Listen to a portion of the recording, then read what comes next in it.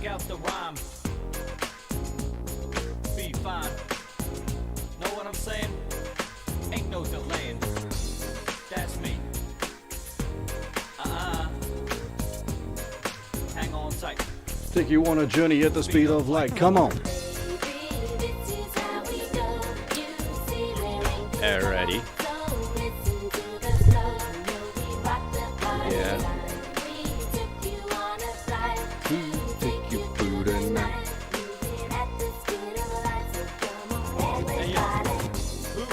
He's on the set. Let's give the party people what you came here to get. I don't really give a damn if you're white, black, yellow, or brown. Get you with it, we can all get down. But hang around with me, baby, if you want to find out. What's the deal with me, baby? Hello, Andy. Fine rhyme. I'm bankroll, fully qualified to take this track by the rings and rides since 1985. So been tight. You on a journey at the speed of light. Come on. Just setting this nonsense up. Probably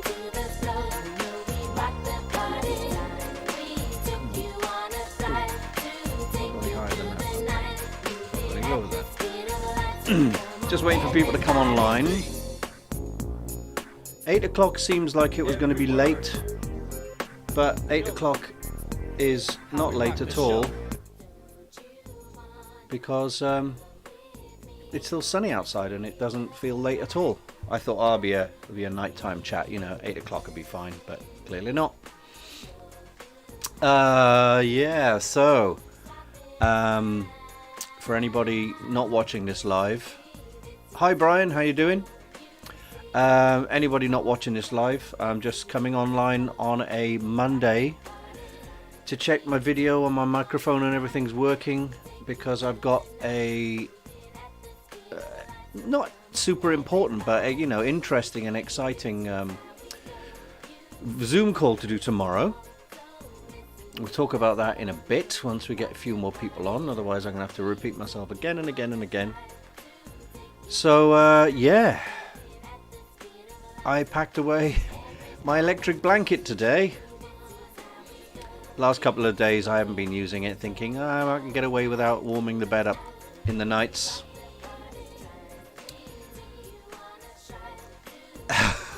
Hi Jamie, yes, no, I mean I did mention a stream last week saying, I'll do one on Saturday night, and I completely forgot about it. So I thought I'd do another one, so the usual gang's here so far. Weirdly, my monitor up here says 1 viewer, which is probably me, because I do monitor it on my phone as well. And sensational, that was the sound of me from 1999. Yeah, so okay, first things first, the Bloody Students Kickstarter, we're halfway through the month, as Hannah said earlier, and we're just over 17%, not quite 18%, so it ain't looking too good. Yes, you had COVID, Jamie, didn't you? Oh man, I had it once, must have been before Christmas, and I'm almost certain I had it a second time, but I did a test and it was nothing. So maybe it was just a standard, chest infection or whatever, because it was really painful coughing, but it apparently wasn't COVID. I did the test. I did 2 tests, in fact. So yeah, that's not fun. But yes, the Bloody Students Kickstarter is not going too great now. It's do you know what though? I will say this. I've been watching other people's Kickstarters, especially for movies, where they set the goals for $5,000, $3,000, etc. And I've been watching a lot of these before we went live this month, and most Kickstarters are only raising about £1,000. So I kind of think we did quite well, considering, up to 1724 or 1741 or whatever it is. 1741. Oh no, it's a bit more than 1741 now, because we had a backer jump in, someone I know. Anyway, so as you probably know by now, we're going to make other plans to raise money. I've got to go to the Glaston Selfie Festival, which is taking place at the last weekend in June. We bunged them a little money to print up banners and stuff to show that we're advertising it. Over the weekend, this festival has easily 1,000 people. So it'd be nice to talk to people about Bloody Students, hand out some flyers and cards and stuff, and tell them all about it. The majority of people will be like, "Oh, can I be an extra?" I was like, "Well, maybe, who knows?" I am waiting to hear back from one of the venues that I wanted to hire. I've spoken to them, and they're really good and everything. And I said, "Oh, by the way, can I hire you out to do a screening of Offworld and a Q&A about Bloody Students, etc." And I emailed her, and she didn't get back to me. It's been over a week. So I think I have to remind her. But that'll be good. Also spoke to my ex-college tutor, who's a mate of mine now. He said I can have a screening anytime I like in the Cardiff Uni. So I will be doing that at some point. It will be handy. And yes, I was on the Undead Wookiee podcast. That was good fun talking to Hugh. I don't think I may have met him in person before. I met a lot of people, and I meet a lot of people, especially when I was doing my Jack Sparrow thing. You meet so many people, but you just forget. And yeah, we had a nice chat, and he was very keen to suggest actors and stuff for me and potential places and things. So we will be talking more about that. I will be going back on at some point. He did say we could go on and talk about movies, which would be cool. It'd be nice to talk about movies. And of course, I talked to Richard Dursley about my films and his film, The 12th Day. I've got to bring him back onto my channel because I've done enough on his. Now it's his turn to come onto my channel and talk movies. I'm broke, Brian, to answer your question. I'm broke. I spent the last few days with 39p in the bank, and I was just hanging on, and then a job came in on Saturday, an illustration job, which I couldn't turn down. Most people taking Saturdays off. I've kind of taken today off. I've done a little bit of drawing, not much, but I've done a little bit of something on my to-do list. But I've been just waiting for money to come in because I've electricity over there on the smart meters ticking down and stuff. Jamie, I'm hoping we reach our target too. It would be a bit of a miracle if we did. I do know there are a lot of people out there, and this time around they haven't. A giant mummy, that would be bizarre, Brian. I don't think we could actually, but I know what you mean. That'd be crazy, wouldn't it? I was just watching a video on Close Encounters of the Third Kind. That really tall, spindly alien that comes out at the end? That's like a guy on stilts, isn't it? I think they used a puppet in the film, but you could do that on stilts. Big, scary, grey alien, or Slender Man. Look up Slender Man. So it's hard to stay positive when you've got no food in the fridge, no money in the bank, but all your savings and stuff is tucked away in a film, and you go, being a starving artist is a thing. And this time around, admittedly, there are many people who have chipped into Marvin and Offworld who haven't done it this time around, and the general consensus is that there's a bit of frustration there, me pushing a movie that people aren't going to see because I've got a distributor. That is the problem. And if we didn't have a distributor, we could be like, oh yeah, we'll finish this film and stick it online. But that's thinking small. That's small potatoes. When we were going to do that with Offworld, all it was going to be was, look, we've made a feature film, we stick it online, and everyone gets to see it, and we'll use that as a calling card and hopefully get to bigger and better things. Well, out of the blue, an American distributor jumps in and says, hey guys, we want to take this film on and distribute it worldwide. Isn't that the dream? Isn't that way better than just bunging it online? But the problem is people, general public kind of go, I don't care about distributor and marketing worldwide. I want to see it right here and now online for free, or for in exchange for what I put into the film, which I understand, but it's very hard to do when you've got an American distributor and you really want to make the most of that, because not everyone gets a distribution deal. It's difficult. And I'm too old. Yeah, I'm too old to be knocking out little short films and going through the Welsh film industry system and doing what everyone else is doing. But I'm probably 20 years older than a lot of these filmmakers, and I was like, I'm always ambitious. I'm going to make a feature film. I'm going to make something that's, not a slice of life. It's going to be, exciting and big concept and all that kind of malarkey, something out of this world. Because I should have been doing this decades ago. Anyway, tomorrow does fill me with a little bit of anxiety. I don't suffer from anxiety as far as I know. And I rarely get stage fright anymore. I used to get stage fright, but, I was in a band for 2 years and we played Wembley Arena, and loads of other big places. I think actually we played the Point in Dublin, which was a bigger number of people than Wembley Arena. There was more people. It was a kind of an outdoor gig. Anyway, the reason I'm feeling a bit anxious about this tomorrow is we're doing a Zoom call with the distributor. Our main contact is called Mark, and the boss of the distribution company will be online tomorrow, and he's a super nice guy. He's the first guy who contacted me back in 2017.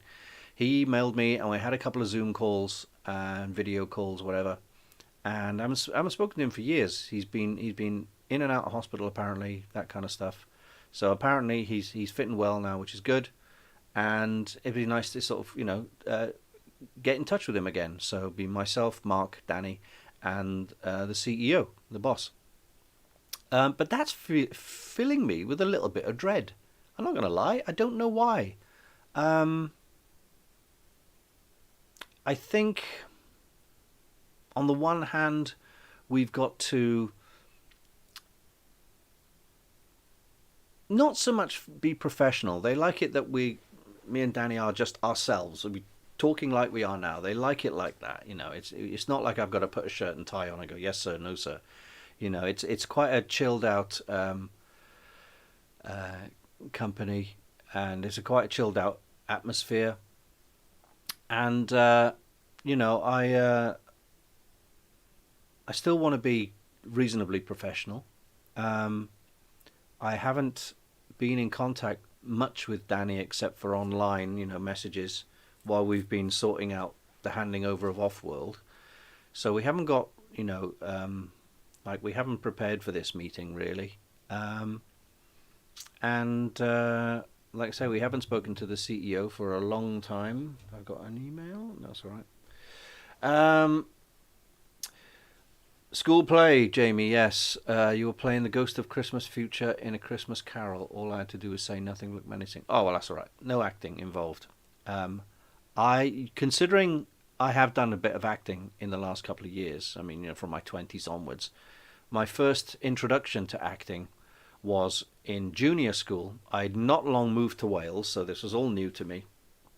And I got called in during playtime by a teacher who also played the piano, and he said, "Hello, Terry, I'd like you to be in the Christmas nativity play."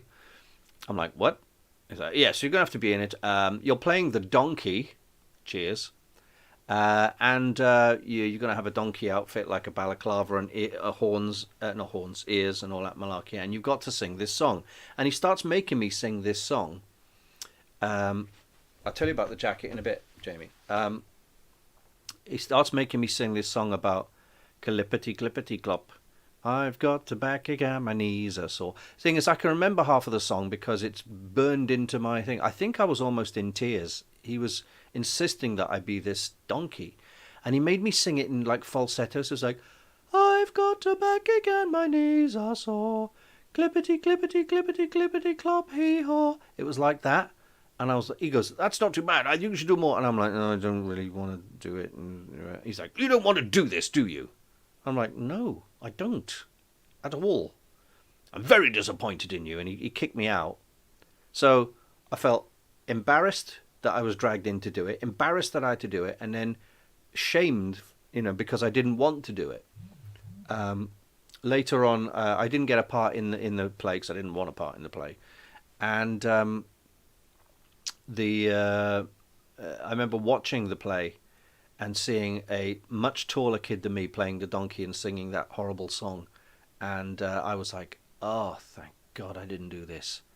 It's the most hideous, shameful thing I've ever done. Oh, sorry, school plays, man. The best type of acting I've ever done is some voice work in old CGI films. Well, at least you've done some CGI films, I've done tons and tons and tons of voice work. I started voice work in '95 and I haven't really stopped, and I'm kind of semi-pro now. So one thing I am doing, which isn't a paid job, is we're going to do something to commemorate the life of Roger Delgado, and also on the death of Roger Delgado, 50 years since he passed. Roger Delgado was a British actor. Well, he was half Spanish. He played the Master, the first version of the Master in Doctor Who, during the 70s, the early 70s. And apparently I do a decent impression of him. And I've played the Master in about 6 or 7, audios, etc. And we're going to do a very short piece about the Master set in the 70s to commemorate 50 years since he died. So that's something I've got to record soon.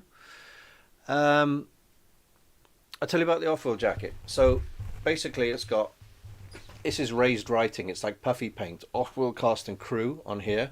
Down the arm we got rubber paint. This is rubbery. So we've got the Black Room, which was the name of my previous film, but also kind of the production company's name at the time.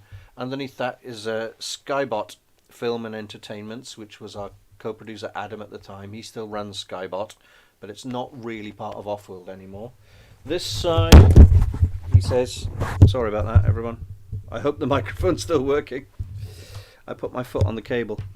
Anyway, where were we? Yes, this side, made in Wales, obviously, and Sticky Ink Studios who did the printing. So this is all rubbery paint. It's quite nice. And on the back then, filmed on location in Wales 2017, Off-World cast and crew. And it's fortunate that they come in black with orange, because obviously a lot of the costumes in Off-World had orange patches and stuff on them, so it does look like corporate. I was hoping to get these for bloody students and have all this in red, but they don't make them like that. They don't make them with red interiors, which is really annoying. You'd think they would, but they don't. I even wrote to the company who makes these jackets, and they said, we can make them for you if you buy about 1,000. Let's have a look here. So you've got an old sci-fi thriller BBC audio from 1966 called The Slide, written by Victor Pemberton, audio drama. Okay, that's news to me. I haven't heard of it, but it'd be interesting to hear that. So yeah, I've got to get going on this this Roger Delgado. The script's been written by Chris McKeon from the States, who's very good at writing Doctor Who related stuff, and it all fits into canon. So it will fit into the canon of established stories at the time. So I've got to brush up my Roger Delgado voice because I haven't done it for a while. And hopefully my mate David Nagel, if you're watching, David, probably not. It's weird. I according to this, I've got like 2 people watching, which I imagine is Jamie and Brian, or Jamie and Andy. Anyway, never mind. We'll carry on. And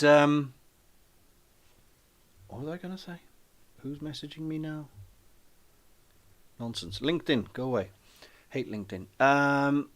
So David Nagel said he'll be hopefully doing some sound editing duties on it.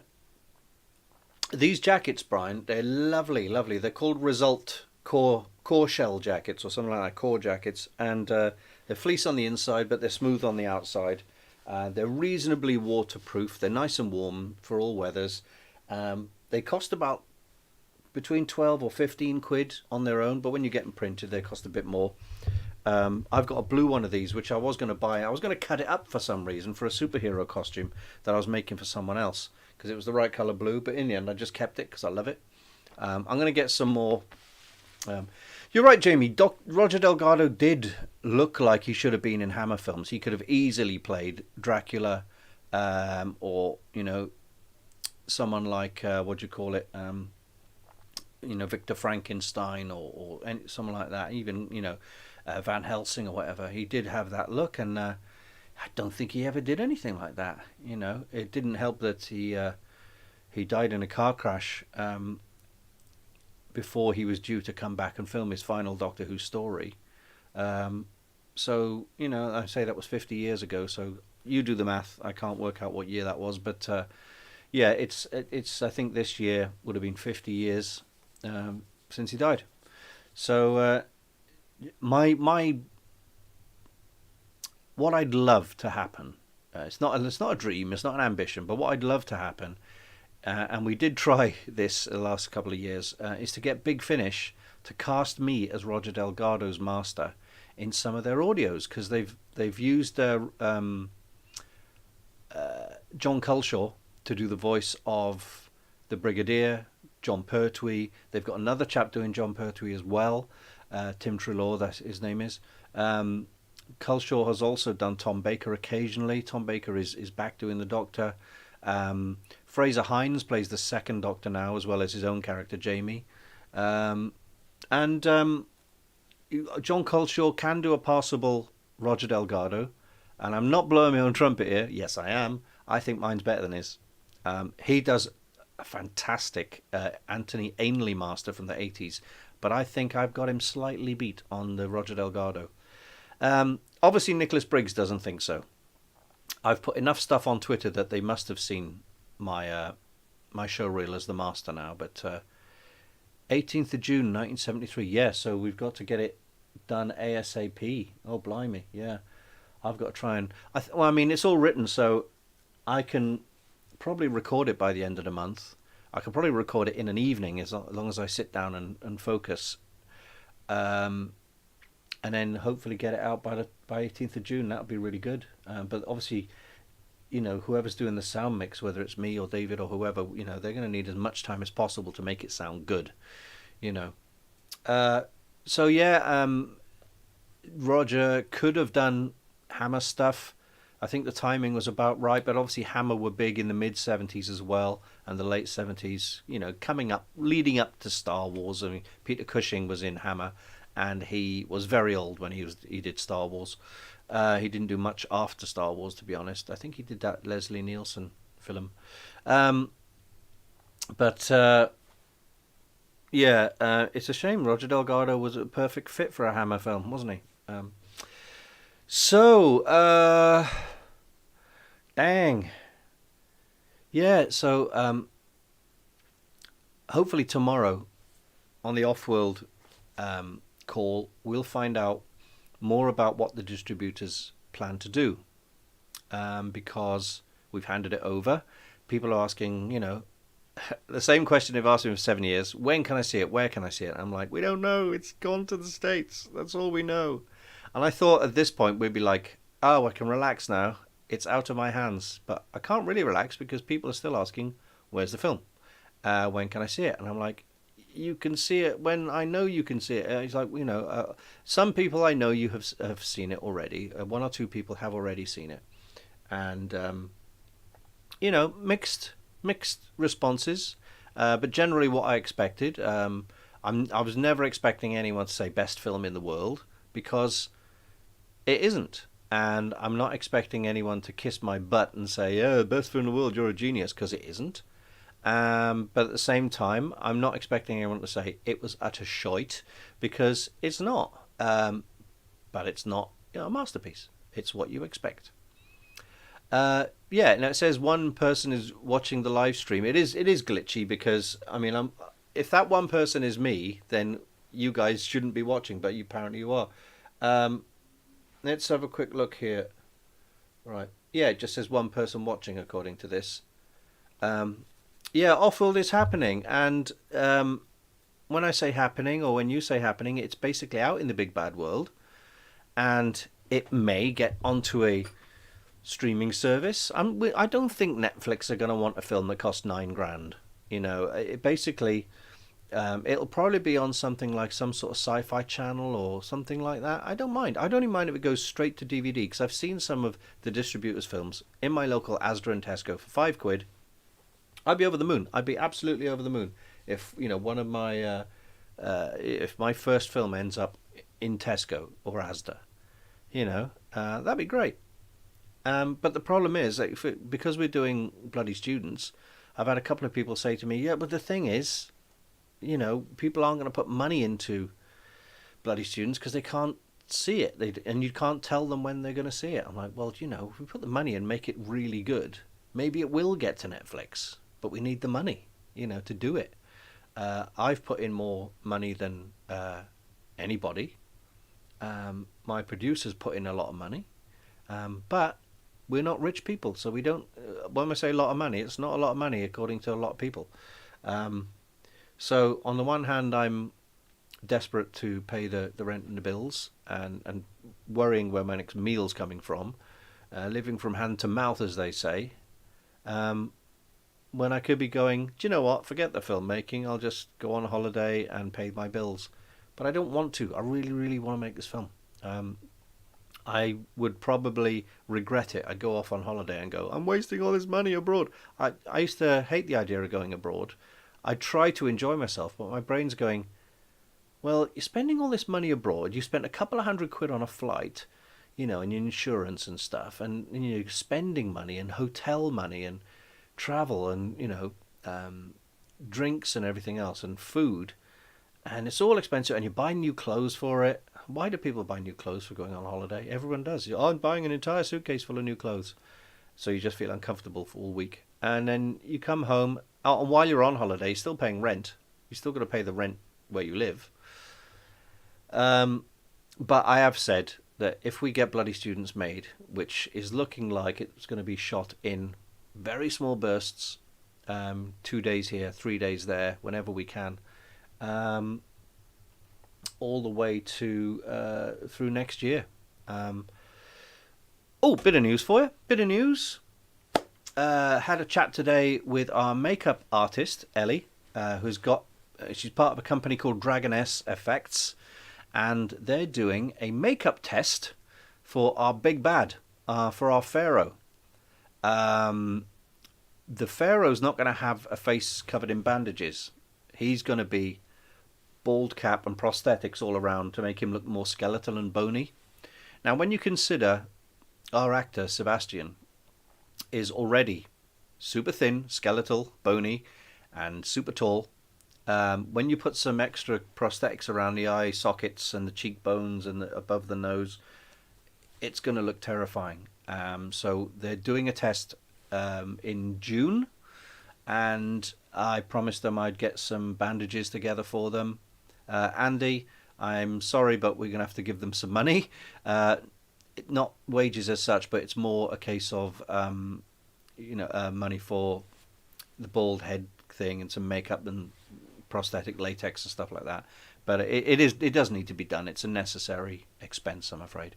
But it should look good, and it'll give us some photos and perhaps some work in progress video that we can use to promote the thing.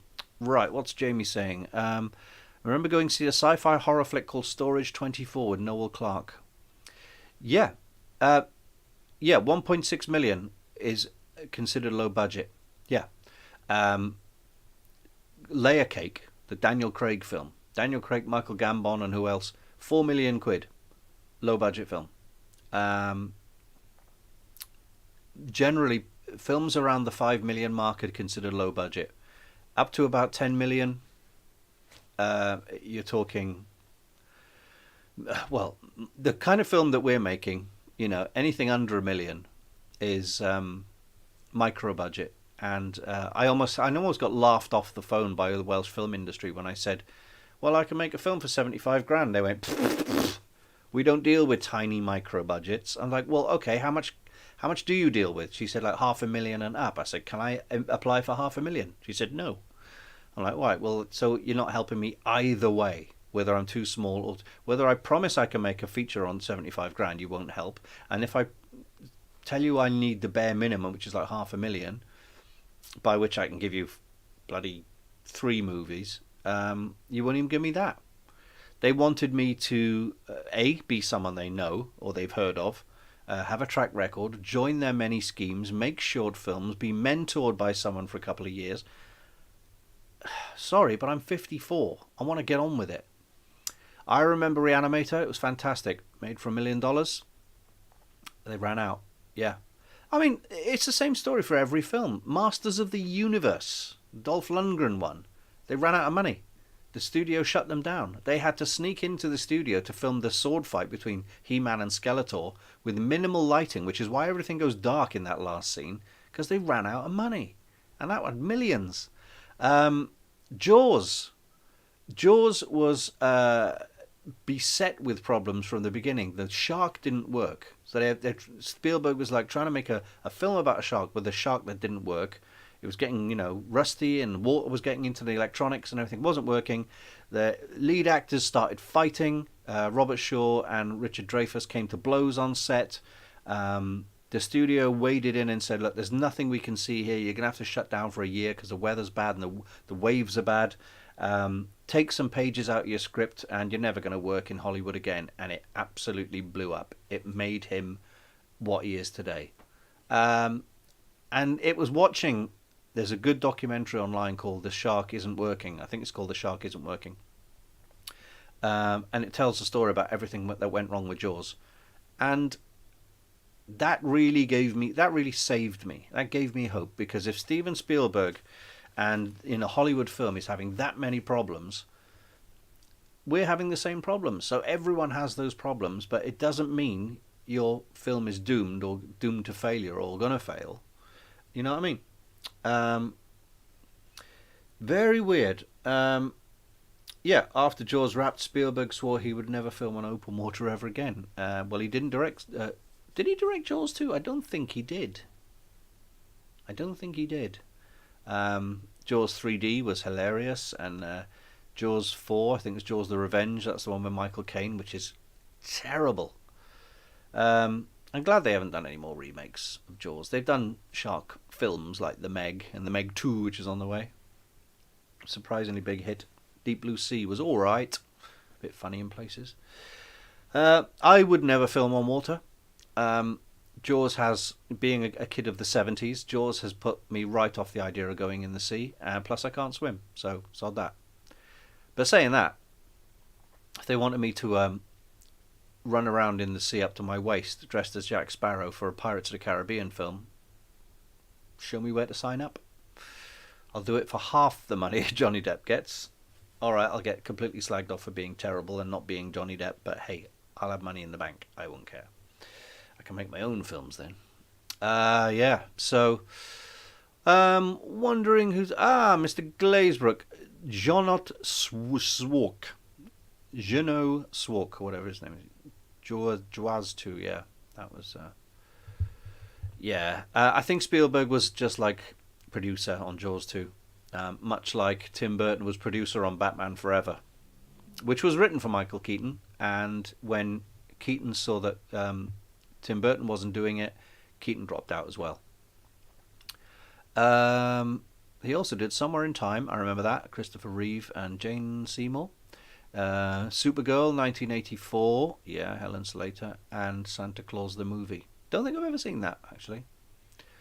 Jonot Swok, yeah, he's obviously done some big movies, but it's one of those, French names that you don't really associate with the big Hollywood directors, Anyone know what Andrew Glazer? You'll know, but you know this. What's Edgar Wright up to at the moment? It's gone very quiet. He did Baby Driver, then he did one Last Night in Soho, and nothing yet. And when filmmakers are quiet, it means they're making films, basically. So we'll find out what that is. Um, yeah, it is weird how my live chat thing says only one person's watching. Maybe I'm going to click refresh chat and see what happens. Where's the button? Here we are. Refresh chat. Okay. One viewer. Oh well, that's all it says. Yeah, so... Oh, goodness me, um, there's always costs involved. And the costs, the unavoidable costs are film crew. Because now knowing that we've got a distributor, the film has got to be of a certain quality, apparently there's a film out there, my mate was telling me about it the other day. He said, watch it, it's filmed entirely on people holding iPhone 14s or whatever, and he said the quality is amazing, and I don't blame him. I'm not that desperate yet that I'm going to start shooting it on my cheap ass Samsung.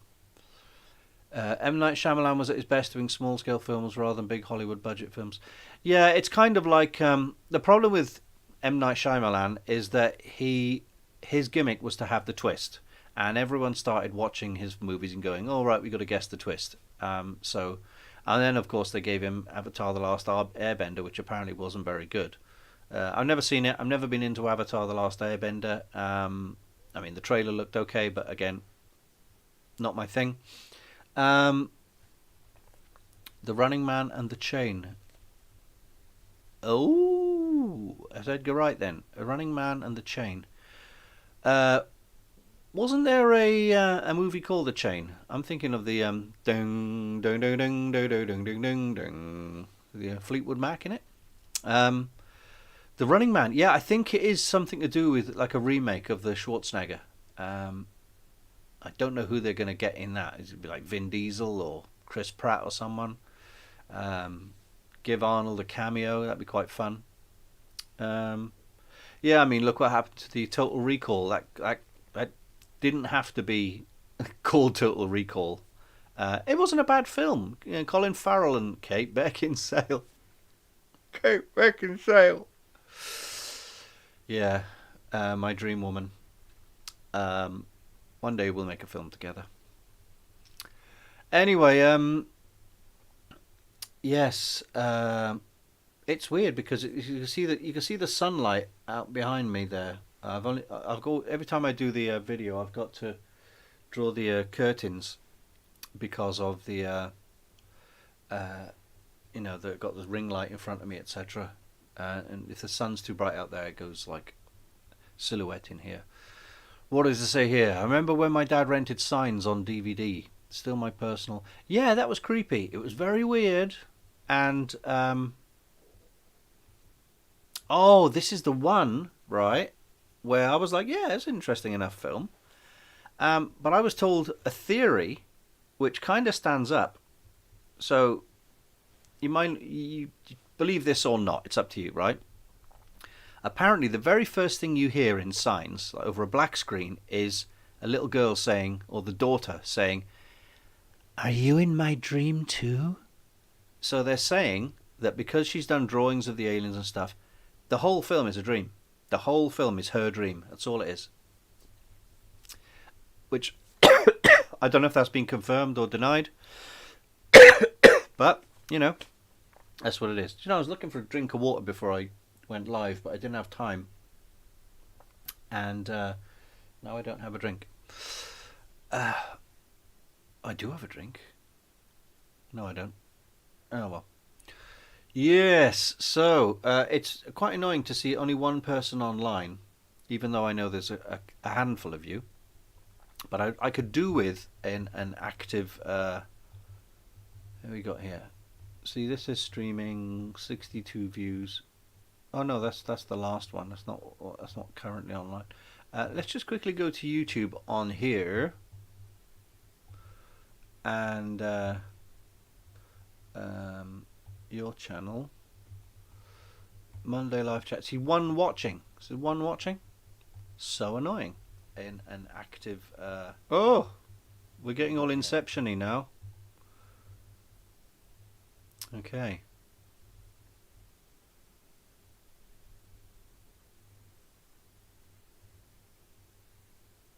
This is so weird. I'm watching myself, watching myself, watching myself.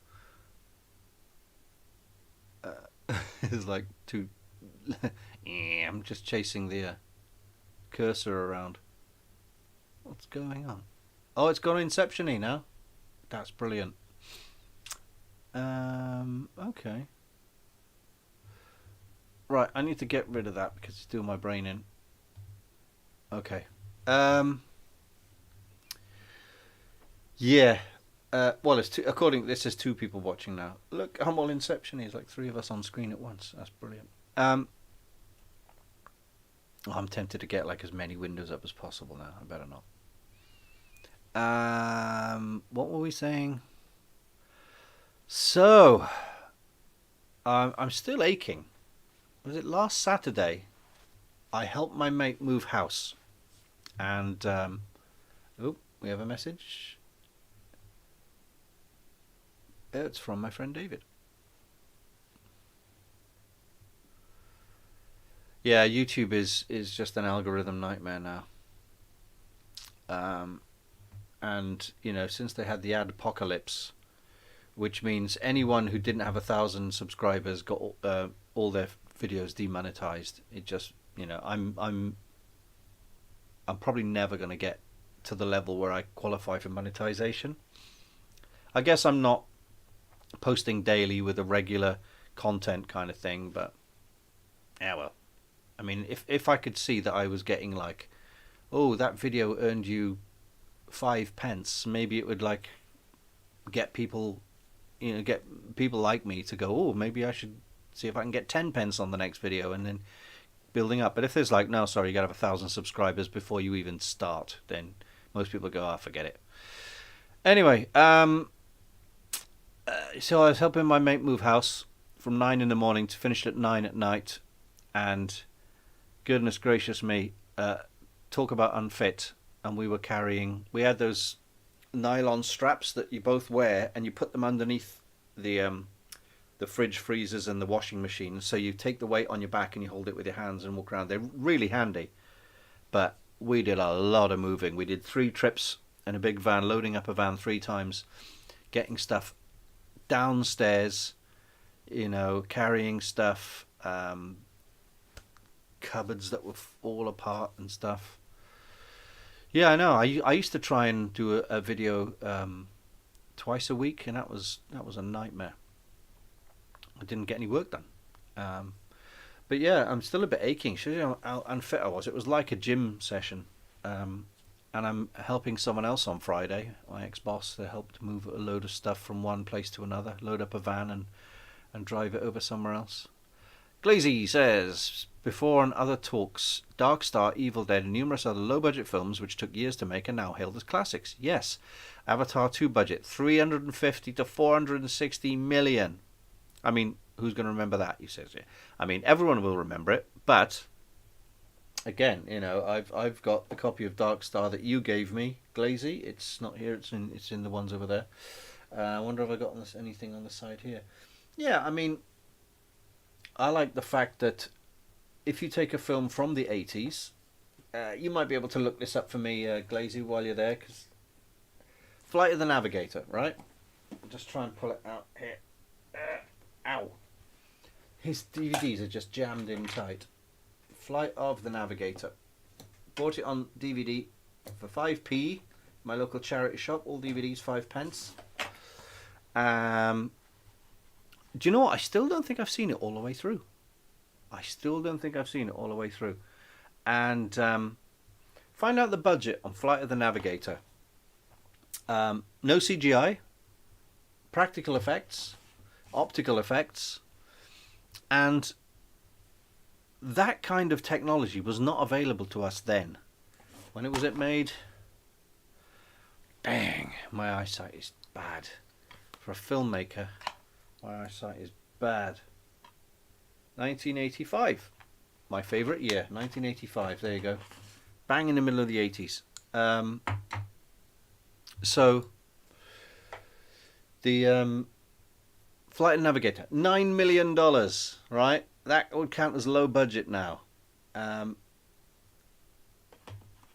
Now, I could make a film like this with the help of friends, obviously, doing the CG and everything else, for 30 grand, 40 grand probably, and it'd probably look as good. Maybe we wouldn't have the best 70mm cameras or something, whatever, but the effects would stand up. But there's got to be, and me and you have spoken about this before, Glazy. There's got to be, and there needs to be, a return to middle budget films. It can't all be huge 200, $300 million blockbusters. We've got to have these mid budget films which actually tests out crews and effects companies and actors and directors. It's got to, and it's cheap content for a lot of cinemas and studios. They get to. This is where people like our distributor, who's doing Offworld. Oh yes, I've seen the Captain Disillusion video on the what people thought was the CGI for the spaceship, but it's not. It's all practical. Fantastic. Stop motion in some places, isn't it? But there's got to be a return to smaller budget films, because my distributor in the States, they are never going to get Avatar type films, but they're going to get the medium to low budget films and capitalize on that. And good on them. Good on them. I'm really happy and I'm grateful that they're taking a chance on not just my little film from the UK, but other people's films from the UK. And I've told Richard Dursley, when he gets his movie finished, The 12th Day, which is a serious slasher film. It's not a comedy, it's a serious horror. To approach him and get that onto them and get on the go with it, because this is what we want. And it, like I say, it annoys the general public who are like, well, I'm not putting money into this unless I can see it. It's like, yeah, but if you can wait a bit later, yeah. Low budget does have a poor rep. You're right. You say that's the thing. If I go to a venue and say, hi, I'm making a low budget film, they instantly go, all right, you don't want to pay, you're a pain in the bum, you're just going to be annoying, we don't want to help. And if I say I'm making a feature film, when I say my second feature film, they instantly think you're a multi-millionaire, and they go, well, I want, like, how much money have you got? And I said, the first place I went to, I said, my budget's going to be like 25 grand. So they quoted me 25 grand to hiring the place out. I'm like, no, that's all the money. That's all of it. Drew Struzan, was the best. And we're talking, thanks to Glazy actually, we're talking, or have been talking to another really legendary film poster artist who does paint things with brushes. I've been painting with brushes the last week or so, just for fun. I went down the charity shop. I think I said this in a previous video. Went down the charity shop at 2 a.m. to drop some stuff off, and outside, on the side of the thing where they normally leave cardboard boxes to be picked up by the bin man, they left 3 canvases. Nothing wrong with them, but printed canvases that nobody wanted. So I picked them up, and I thought I'd start painting on them. So here they are.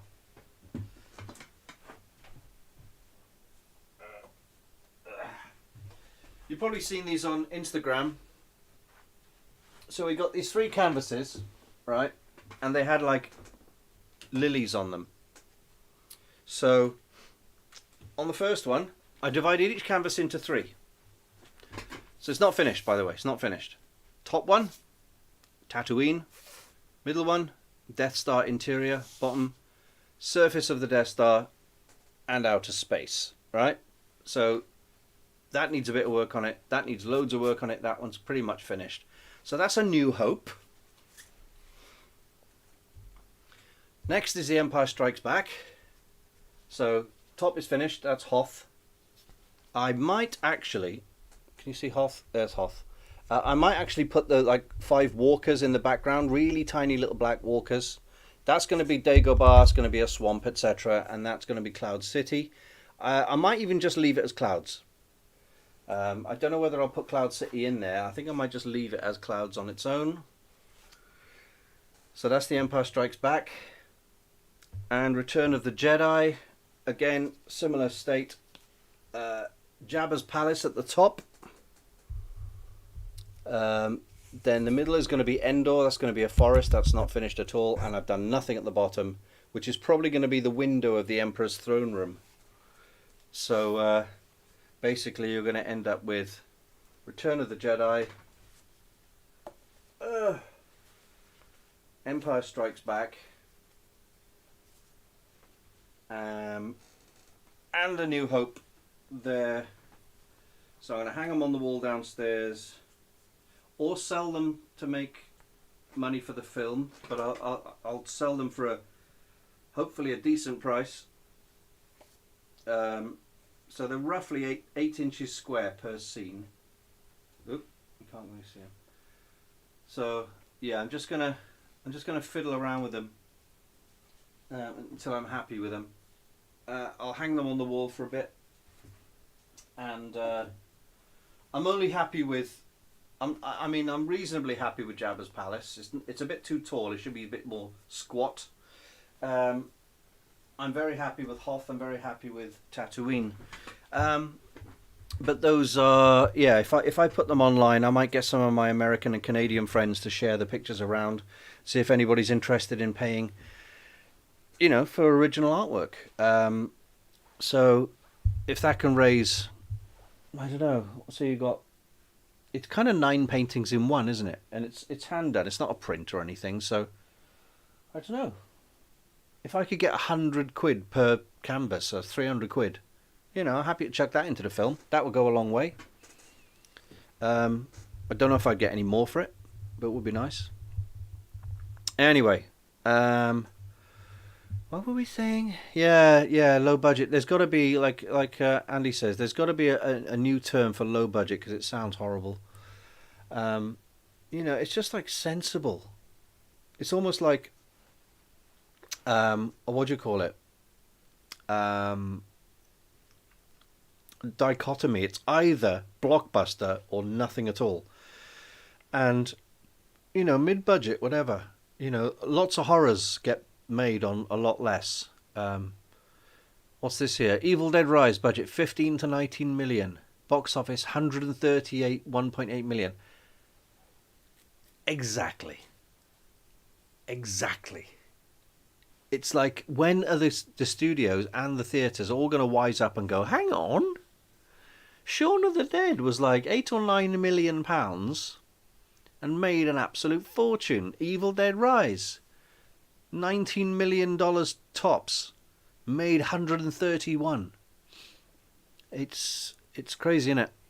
So this is my hope. I mean, Offworld is never going to be looking like a £200 million sci-fi movie, but Bloody Students can look easily, if we're careful with the lighting and everything else, easily look as good as Shaun of the Dead, or something like that.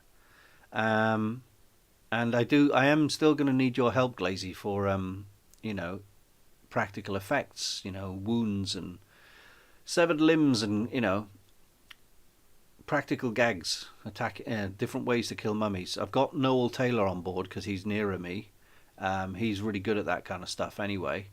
But I still need your help, Glazy. And also, any news about the prop with Peter that you're working on, the Ankh? That would be awesome.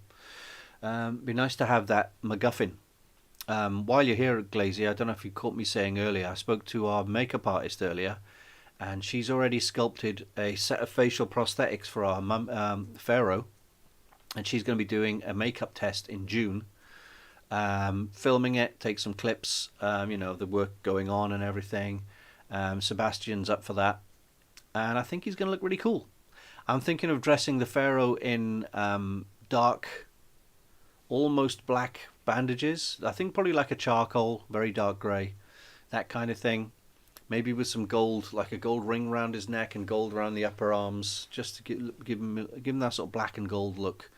But we're going for a proper Ramesses type mummy look. She's going for a kind of, it's like a goldeny brown colour, yellowy. I'm still wondering if I could go with grey, because the problem is you see black and white photos of mummies and you think, oh, they should be grey, but they're not really grey, they're not. The skin is still kind of a bronzy, orangey color. Um, but then you look at the Mummy, which is obviously black and white, and you got old Boris Karloff there. It's black and white, so he looks grey again. But who knows what a realistic mummy would not be black and white or grey. I don't think. I want to go to. There's a place in Swansea called the Egypt Centre, and it's got some great Egyptian stuff there, and I've got to get out there. I was talking to, I think it was Hugh at the Undead Wookiee. He was saying you need to get out there and have a look at the Egypt Centre. I think he knows people there. So it'd be nice to go out to Swansea at some point and see all that. Yeah, I'd be interested to see what Pete's up to. I say he offered to do some work on Offworld, and he sent me a little test of some of the wreckage around the spaceship, and it didn't really progress much further. I think it must have been a crossed wire. I don't know if I was waiting for something from him or he was waiting for something from me, but it just fizzled out. So, it'd be nice to get him involved on this one. Building, the main MacGuffin, No worries, Jamie. Welcome back. I haven't spoken much. I was just talking about the Pharaoh in this film. He's not going to have bandages around his face. He's going to be bandaged up to about here. Has some gold jewelry and stuff on, but dark grey bandages to look a bit more scary, and some gold jewelry. So the sort of dark, almost black and gold kind of look, maybe quite nice. It's been interesting to see what that looks like comes together. So a lot of people have said they're willing to put their pledges because no one's been charged on Kickstarter, but they're willing to put their pledges that are currently, adding to the total of Kickstarter right now into a separate crowdfunding device, or even if it's a direct bank transfer. So Spiky, if you're still there, we'll have to look into that at some point, work out the best way to do it. As you know, PayPal does take 2%, and Coffee is free, but then it still goes via PayPal and they take their 2%. So I think it might be better if we can do some kind of bank transfer thing. I don't know about the logistics of that, the potential problems of doing stuff strictly by bank transfer, but it's something to look at. So have a quick look here. I'm just going to go on to YouTube. Here we are. Play live chat. One watching. Yeah, it's definitely something up at the moment. As far as promoting it goes, Glazy, as kind of predicted, the people in my cast who have been really proactive are the ones who are doing the sharing. There are a couple who haven't just done anything, and I don't want to slag anyone off. I've asked if I can get some help with sharing the thing, and we've had quite a lot of shares anyway. But we just don't seem to have reached very many people who I don't know. I tend to know. We've got 50 backers now, and I would say 45 of them are people I personally know. So, and a lot of the people I know who would normally chip in haven't chipped in this time, and for whatever reason, cost of living, can't see the film, rewards ain't too good, that kind of stuff, But all Kickstarters pick up at the end, but they don't, I worked it out earlier. We'd have to earn about 515 quid a day all the way till the end of the month in order to get, an average to get it all. But I probably think it's not going to go. I'm going to contact, it's Monday today, Wednesday, I'm going to try and get on to Sophie Aldred's agent and see if Sophie's back in the country. I heard she was back on Wednesday. She is appearing at the convention in August, which I'm not going to on personal reasons. I'll tell you about that privately. But Sophie will be there. But Noel's going. Noel Taylor will said he'd try and chat to her about Bloody Students. But it'd be nice if I can get a video of her saying, "Hi, I'm Sophie Aldred, and blah blah blah. I'd like to be in this film, Bloody Students, if we can have a successful campaign, etc." So that'd be cool. Same thing. I mean, we weren't counting on the money from the Kickstarter anyway, as I'm putting all our eggs into that basket. But it would have been nice to have this boost of 10 grand, boof, straight in at the end of the month. That would have helped us, and it also helps to secure the the celebrity cameos. So we just have to keep plodding on. We're still going to shoot in September, whatever we can shoot in September. It will be not the main museum stuff, but it'll be there's a backroom scenes and there's a basement scene. We'll need like one mummy tops for some of those, so we'll film some of that. There may be a bit of outdoor stuff we can do, outside the museum, etc. We'll squeeze in whatever we can just so we can tick it off the script.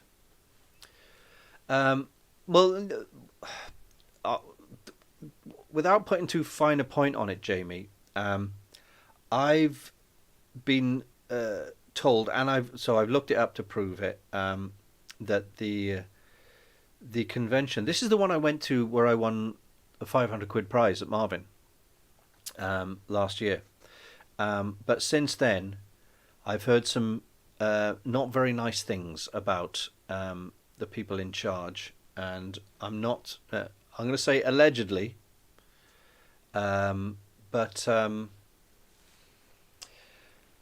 I've heard some not very good things that most people don't think is a problem, but it's something that resonates with me, so I'd rather not be involved. That's all I can say for now. Glazy says, did you see the Doctor Who trailer, by the way? Star Beast looks to be based on the Mills and Wagner script from the Marvel Comics, including the black girl playing Sharon. The meat looks great. Okay. Yes, and yes, and no, and yes. Basically, I read the Doctor Who Weekly comics that was Mills and Wagner, and illustrated by it wasn't Bolland, it was Dave Gibbons, and they've copied the Meep and the insect creatures almost exactly. They're going to look brilliant. I'm really looking forward to that. Now, the girl playing Sharon is the girl who looks like the girl playing Sharon. Her name is Rose Noble. And she's supposed to be related to Donna Noble, and she's played by a trans actress. I don't know if the character. I'm assuming the character is supposed to be trans as well, because why cast them if that was the case? And yes, Jamie, I appreciate. I'm not here to nag anyone to give me more money. It's just really weird that I had a really good, we had a good result with Offworld, I had a really good result with Marvin, but basically the financial climate has changed. Kickstarters and Indiegogo have decided not to run, with PayPal anymore, and it's really affected things. Anyway, going back to Doctor Who, the Star Beast is the one I'm looking forward to. I'm looking forward to all 3 David Tennant specials, because you know why Russell T Davies is doing it. He's doing it to wash the taste out of the mouth, the bad taste left by Jodie Whittaker and Chris Chibnall's era. He's going to give us a taste of Doctor Who as it was in 2008, and say, look, here's David Tennant. Remember how good he was? Here's Catherine Tate. Remember how good she was? Remember Murray Gold's music? They're going to do all that, and then they're going to flip over into Ncuti Gatwa era, which I know I haven't seen I have seen a frame of his Doctor where he says, "Can anybody tell me what the hell is going on here?" He's got a weird voice. It's like it's half sort of it's a third like British black guy, it's a third Scottish, and a third Kenyan. So I've heard he's a really good actor, and it's nothing. I'm the least racist person in the world. It's nothing to do with him being black, because I've been championing Adrian Lester for the Doctor, Adrian Lester from Hustle, for a long, long time. I'd love to see him as the Doctor, but not liking anything I've seen out of the new the Doctor Who Simpsons comics. Oh man, I used to buy them for my daughter. Dang. Um, we grew up with comic books. We didn't get a lot, but when we were kids, we did have Star Wars Weekly in the 70s. So we knew what happened in Star Wars before we even went to the cinema, because Marvel Comics did it in 12 parts, and we basically read all of those before we even went to the cinema. There was no internet then. You had to get what you could. Um, uh, oh, you mean the 60th anniversary? Yeah, the 50th was a while ago. But no, I mean, I'm going to watch the David Tennant episodes because he's up there with Tom Baker, but I'm not interested in new Doctor Who at all. I think it'll go back to, dare I say it, the Colin Baker eras for me. Now I've worked with Colin Baker, and he's a lovely, lovely bloke. And he was treated badly by the BBC. But during his era, I was not interested. So I'd occasionally tune in if there was a Dalek story or a Cybermen story. And I'll do that with this new Doctor. I'll be like, oh, it's a Dalek one. Was it last night? I'll dig that one up to look. It's a Cybermen, was it? I'll watch that. But I've got no interest in it at all. I'm going to just wallow in the old days, like with Star Wars Original Trilogy. I'm just going to enjoy the past for what it is. Right, well, I've been chatting for just over an hour and 5 minutes. It still says there's only 2 people watching, which is nonsense. If there's anyone lurking, now would be a good time to say hello in the chat. Because, I mean, as far as I know, there are 3 people watching, which is Glazy, Dr. Mad Studio, and Dog Bloke. And that's it. And I am repeating myself a lot, and I don't know what else to talk about. I was hoping we'd have my phone's just gone to 15%. I have to plug that in and charge it at some point. I guess I need to get on with stuff. I do have a lot of voiceover stuff to do. I've got to do that Roger Delgado 50th. It's 3 watching on your screen. Oh, that's good. Well, if I stop watching on my phone, it'll probably go down to 2, right? So I'm gonna stop watching on. Right, I've stopped watching on the phone, so it should go down. I'll see if my one goes down to 1. Viewing figures go up near the end. Yeah, when I say I'm off, it's like, oh, there's 5 people just joined. It's like, well, it only seems to be you 3 chaps. That's 2 Andrews and a Jamie. There's lots of Andrews, especially in this in the bloody students now. We've got about 5 Andrews. Ah, Anthony, we've got an Anthony. Hi, Anthony, how you doing? Like I say, I've chatted for about an hour. There's all sorts of stuff. Mostly me whinging about how hard it is to make films, but I ain't gonna stop. We're gonna keep going, and it is gonna be worth it. It's gonna be so much fun. I've got people who are excited, passionate, talented, and it's. I've just got a better grip on everything, even down to like the script, because the script is just written by me. I've had feedback of other people, but it's just written by me. I've got a better grip in my mind of everything that happens in the film and every line of dialogue. So this is the way. You're right.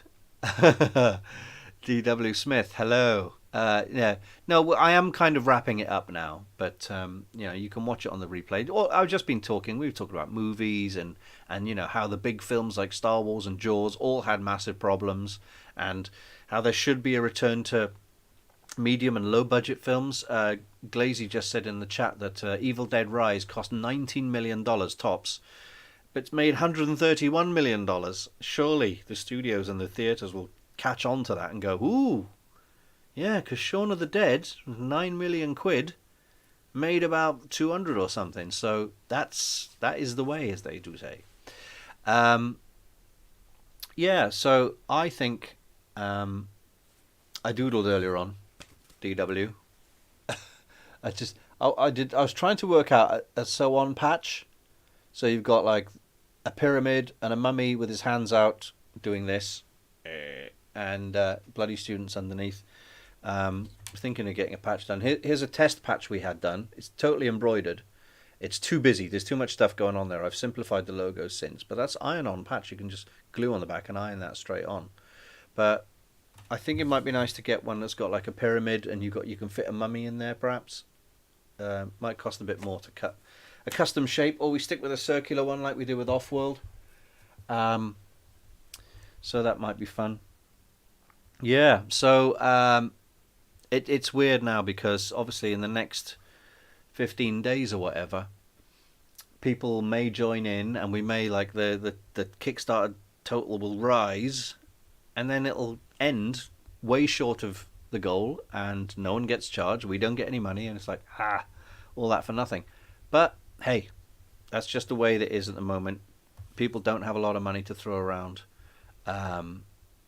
Yeah, I did a better doodle years ago. I did that for a mummy. Where is he? There he is. Is that focus? There you go. Yeah. So the good thing about mummies is we did have 4. Now we're down to 3 actors playing mummies now. One decided he didn't want to be. He wanted to do other stuff, but he also decided not to tell me. Anyway, so the good thing about mummies is when you kill the one. See you later, Jamie. When you kill the one mummy off, you can bring them back, wrap them up differently, and they look like a completely different mummy. So that's fun. Same as zombies, I suppose. Just make them up slightly differently.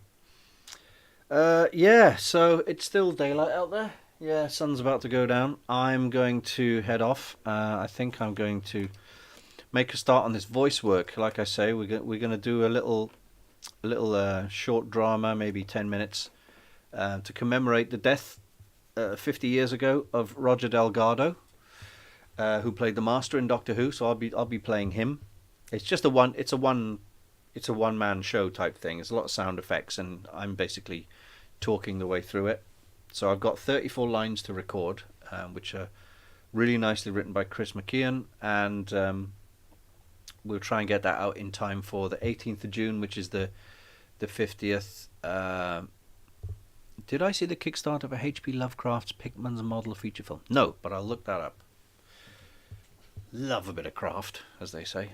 Yeah, so I have to get on with that Roger Delgado thing. It's not going to earn any money, but it's just something I think we should do. I like to keep my hand in with the voice work, obviously. And if you're still with us, DW, what I did say is tomorrow is about 6 o'clock. Tomorrow, I've got a Zoom call with the American distributors who will tell us a lot more about what they plan to do with. Wow, 27,162 pledge of 40,000 gold. Still 15 days left. Yeah, I mean you've got to. It's a black art at the moment, isn't it? No. So what was I saying? What was I saying before that? Damn you, Glazy. No. We were saying that. I can't remember what I was saying. Yeah. We're having a Zoom call with the American distributors tomorrow about 6:30 to find out a bit more about what their plan is for Offworld. You know, how far it is since we hand it to them, it's in their system, and it's going to probably be a new trailer at some point. And they'll give us a better idea of where they plan to hope to sell it and show it and blah, blah, blah.